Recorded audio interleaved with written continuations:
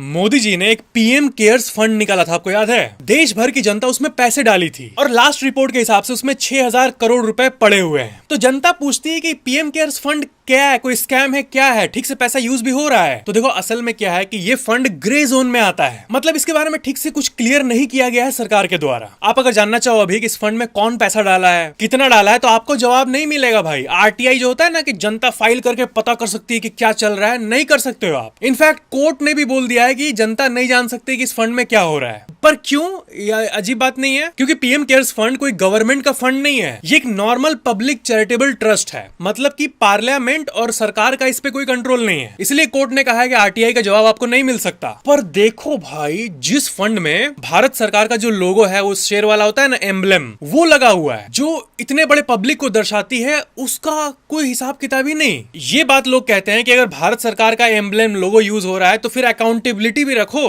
पर क्या इसका मतलब कि इसके अंदर का पैसा फुल्ली अननोन है? ऐसा नहीं है। जो ऑडिट वगैरह है वो तो करना ही है इनको, ऑडिट हर साल ही होता है इनका, यानी कि एक इंडिपेंडेंट एजेंसी आके सारा हिसाब किताब करती है। तो ऐसा नहीं है कि सब कुछ ही एकदम क्लोज्ड है, लेकिन फिर भी एक नेशनल लेवल की चीज ऐसे ग्रे जोन में है, ये बिल्कुल भी अच्छी बात नहीं है। कोविड के समय इसको निकाला गया था हॉस्पिटल्स को हेल्प करने के लिए, तो ऑफकोर्स कई हॉस्पिटल्स को ऑक्सीजन देना वगैरह ये सब तो हुआ ही है, बट फिर भी ट्रांसपेरेंसी और होनी चाहिए इसमें। लाइक सब्सक्राइब जरूर करना।